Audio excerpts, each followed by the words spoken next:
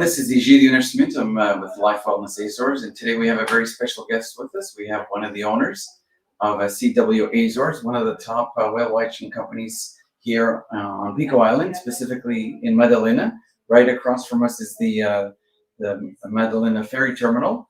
And so perhaps you could start by giving us an overview of CW Azores and when you got started and how it's grown. Well, first of all, Egidio, thanks for having me. And really happy to be here with you. Yes, my wife and I founded this company back in 2008. And as a background, actually, we're both pure chemists. That's what our bachelor's degree were in and our master's degrees were in. And then we've always been in love with whales and dolphins, and we started to wander into biology. So that now in the company, we of course it's a commercial activity, but we also conduct scientific research, and I'll tell you maybe a little bit more about it later on. So yes, we when we had to decide where to start such an activity, the Azores were in the list, and we found the best compromise here in Pico Island, because in our waters here in the so-called triangle, this part of the central group of islands of the Azorean archipelago, the biodiversity is impressive. So the diversity of species of whales and dolphins is really remarkable, and so is the abundance. So the populations, let's say, are doing well. That's how we got started.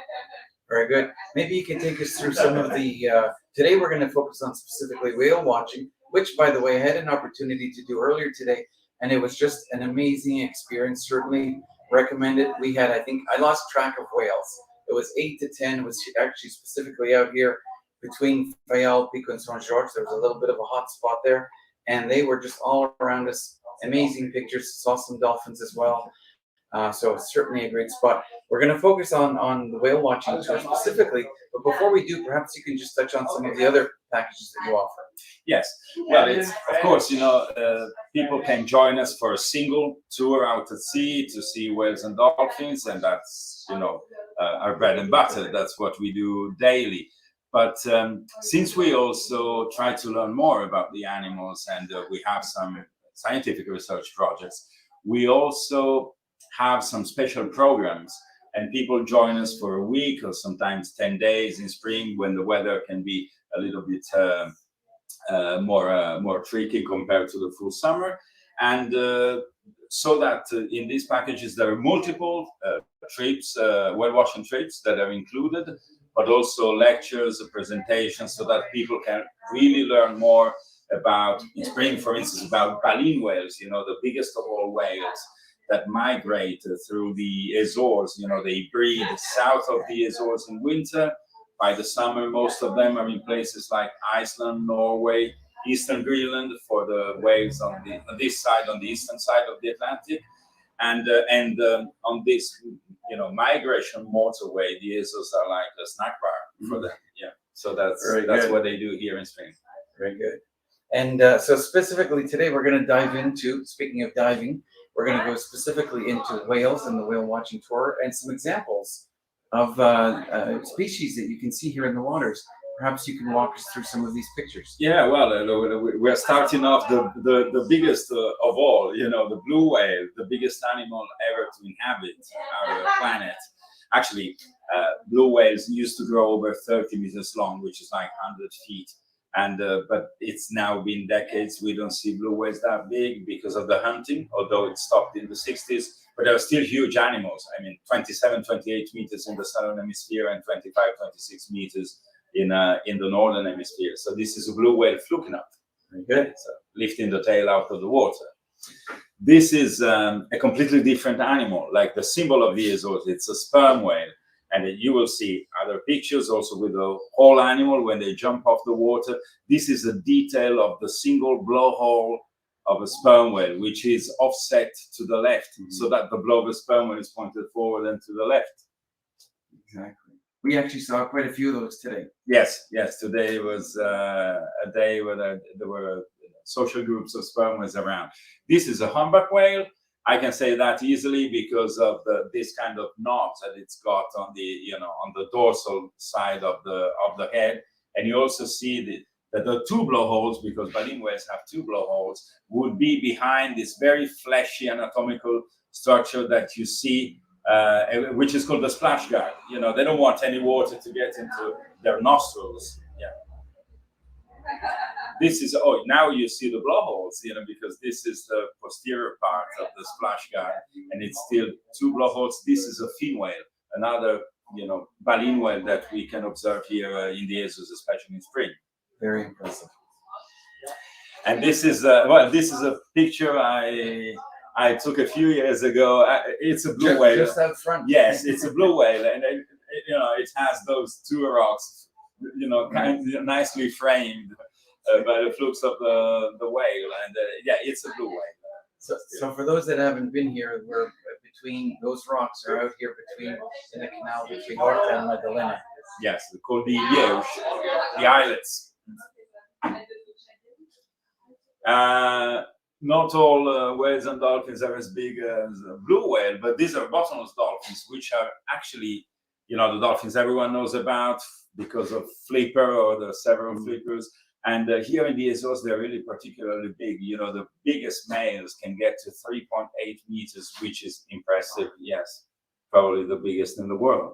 And this is a one, bottlenose dolphin. It's lovely when they exhale, then when they surface to breathe, and the water, plays around on the animal, and I think it's very artistic. Oh, it's amazing. We saw some dolphins. Teddy was just very impressive to see. This is still a baleen whale because you see two blowholes. Toothed whales have only one blowhole. This is a Brulis whale, a Wright's whale. It's apparently a Scandinavian name. And it's a whale that we see mainly in the summer because it's the exception. It doesn't really migrate, and they're a bit of tropical whales, and we see them mainly in July, August, and September. And here it's so many of these today. Yes, they're chorus sheer waters, and there there is no whale watching trip without them. They're always they can glide beautifully. For days and weeks, but they're a little bit awkward when they take off and land, which makes them funny. But they're very nice birds and very vocal at night along the coast of the island. Absolutely, they go the old like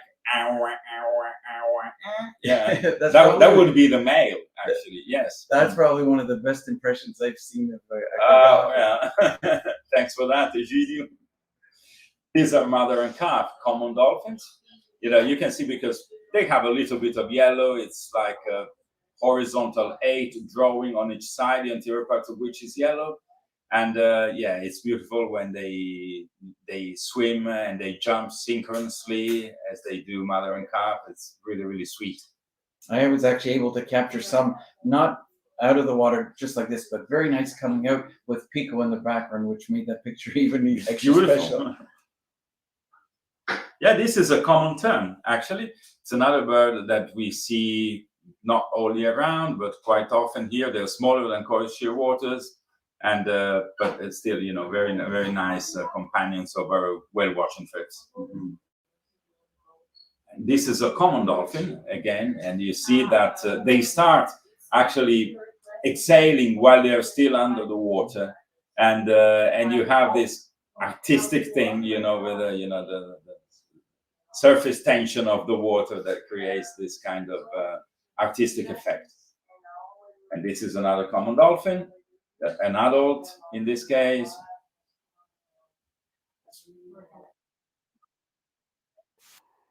This is one of the videos that we had. Yeah, you can speak. Yeah, this is a video about the dolphin experiences snorkeling with the dolphins. So it's a separate type of trip compared to the whale watching. And people get in the water with the dolphins. It's regulated, 2 people in the water at any one time maximum, and the interactions is actually entirely up to the dolphins. They decide how close they get, and how long they stay, because these are wild dolphins. You know, it's absolutely forbidden to attract them in any way, let alone feeding them, of course. So this is, and in this case, you've seen some footage of when there is a bait ball, of course. It was interesting to see it was observe, but not obstruct, which was great to see that you're letting the animals be in the environment, in nature, but still getting an opportunity to observe them. Yeah, that's you really underlined the most important aspect, because in the end of the day, I can say I'm a boss in my company, but actually the animals are the real bosses, because imagine they are gone tomorrow. What am I doing here? That would be, yeah. So we really have to respect them and follow the guidelines and the rules, and things are going pretty well in the Azores from that point of view. Back to the pictures. Yes. You see, when the sea is rough, they really, the animals, they stick their head out of the water a little bit more. So here you can see the a fin whale, and the important part of the picture is that you are able to see that the lower jaw on the right hand side is white, which is typical of a fin whale. It would be uniformly gray on the other side, and there is no asymmetry in the pigmentation between right hand side, the left hand side in the other baleen whales. So that's a way to tell fin whales from other baleen whales, if you have a good look at the lower jaw. And this is a fin whale that you don't have a good look at the lower jaw, but I took this picture, I think, 4 years ago, and I could say it's nothing special, but it looked to me like a crossroad in the Atlantic, because you have a fin whale going right and a coarser water going left at different level of altitude, and that's what I like about this picture, apart from the sunset. Yeah. Oh, this is that's a picture that it would make me go wow, but of course it's not as spectacular than a whale jumping off the water, breaching. This is krill, tiny little crustaceans trying to escape baleen whale predation. So they're jumping off the water not to be eaten by blue whales and fin whales, which is remarkable. So for people who, of course, are into research or and want to learn more about the diet of our baleen whales. We actually observed that on our tour today, where the crew observed that there was some dolphin poo, and they decided to collect it and harvest it and bring it in, and then decide whether it was something that you wanted to keep or not from a research perspective. Yes, it's internally we focus actually more on baleen whales for research. So back in 2011 at CW Azores, we identified the krill species our baleen whales are feeding upon here in the Azores based on anatomical features. Then from fecal samples, we reconfirmed that, and you can, the DNA tells many stories, so we can find the predator, which is the whale, the prey, which is the krill, and of course, we also cooperate with other research groups, and there is an initiative on actually to study the diet of sperm whales, but other dolphins and whales that feed on squids and octopus, on cephalopods. And that's why, today my team while you were on the boat, they collected some rhesus dolphin poop. Yeah. Yes. I thought that was very special. It was very nice. Yeah, this is the big, talking about the biggest of all, whales, the blue whale. This is the biggest turtle of all, which is the leatherback turtle. It's not a species that we encounter, every day, or it's just a few sightings per season, but it's always, a happy day when it happens. They're So really huge. I don't know if it was this particular species, but we didn't observe. There was a loggerhead, Yeah, I think, that it's smaller, and it's they when they come here, loggerhead turtles, you will see a picture later on about them there. Oh, here it is. Yes. Timely. Yeah, and they actually feed on jellyfish, or in general also Portuguese man of war, for instance, as it is the case. And even when they're big here in the Azores, it's always sexually immature individuals. It will, take quite a few more years for them to put their genes into the next generation. Yeah. And this is a sunfish. Yeah, that's another great encounter. Then we have a pilot whale here, short fin pilot whale. This is a rhesus dolphin, so one dolphin species that you were able to observe in the morning today. As you can see, they have scars on their skin. The skin loses pigment very, very easily, so that they are born like dark gray. But then once white scar after white scar, the oldest individuals become almost completely white. Wow. Yeah, this is a sei whale. They're sort of blackish sometimes, and it's one of the baleen whales that we see more often here in the Azores. Last year it was a big surprise. They stayed with us all summer, but not feeding on krill, because there is no krill in the Azores in the summer. They were feeding on fish. Yeah, and this is a Brulis whale feeding at the surface. So you can have a look at they're toothless whales. They have baleen plates instead, and you can also see on the these famous throat grooves that expand like an accordion, like a musical instrument, allowing an even larger volume of water to flow into the mouth, which can then be filtered to filter out the krill, for instance, or fish. Oh, and this is a young sperm whale jumping clear off the water. Wow. That's just off the coast. I can see by the background. Absolutely, yes. And this is a very odd animal. It's a sourbees beaked whale. Beaked whales are very mysterious whales because they are deep divers. They spend very little time at the surface, and they're very elusive animals.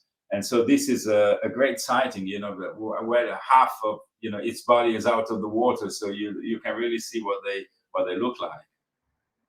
And you can see here that it's a male. How can I say that, Egidio? It's because you see, they only have teeth on the lower jaw, but they've only got 2 teeth, and it's only the males that have those 2 teeth.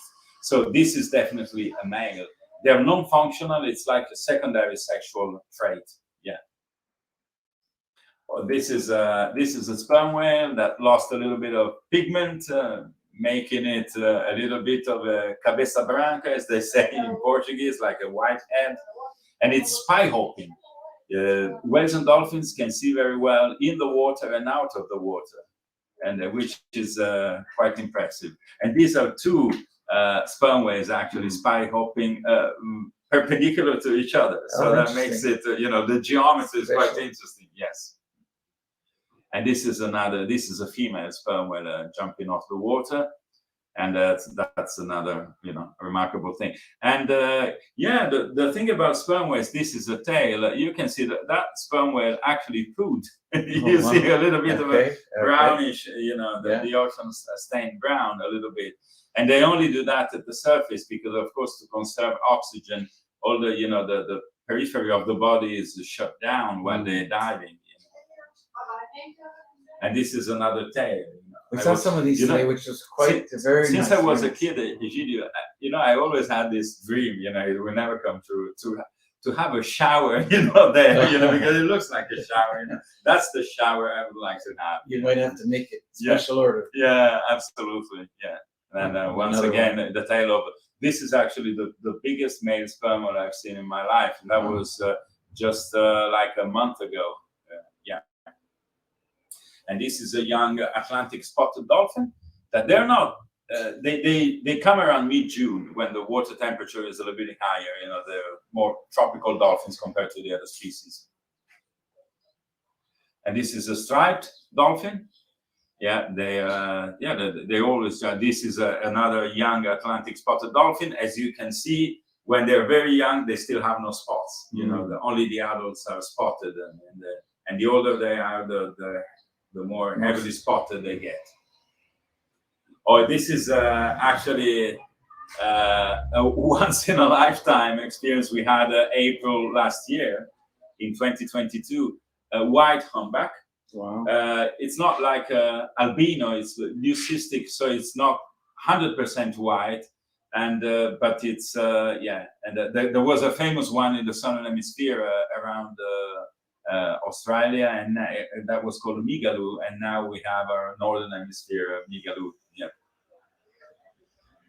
And this is another, you know, I added this picture because this is a very, very rare sighting. Well, it was almost night, you know, like a late sunset.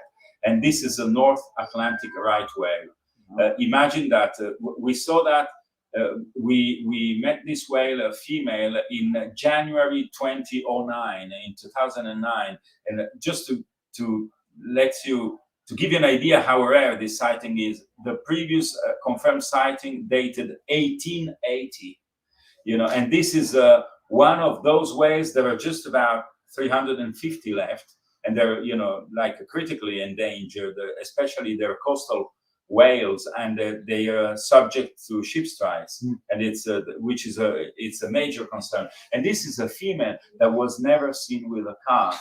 And it's one of those whales that go up to the Bay of Fundy to feed in the summer. So I wanted to add that because it was very special. And this is one of the strangest things that happened to me. I don't know. I think it was like the atmosphere conditions. So it's like it's a blow without a whale. You know, the whale is well under the water by now because you see that the water surface is smooth. But the blow was persistent, so it was still there, you know, and that was yeah, amazing pictures, very common. Amazing pictures, and the variety, the number of species. Of course, when you go out, you're not going to see all of these, but it just gives you an idea of the variety that are here and can be found in the Azores. Enrico, just before we finish off, I just wanted to compliment you on your staff today. Both Rita and Ricardo were just excellent. Ricardo was the skipper. Rita was just very helpful in providing us with insight and information. She did the briefing. I actually captured it as well. I asked her for permission to do that, and I'll try and capture that in a separate video so people can actually see what going out on the excursion is like. A real beautiful day. We had Pico in the background. So many sightings. It was really amazing. So I want to thank you and your team here at CW Azores. And if you're in the Azores, make sure you've got whale watching on your to-do list. And in here in Pico, it's one of the better places to see it. So see you in the Azores. Thank you, Enrico. Our pleasure, Egidio. Thank you.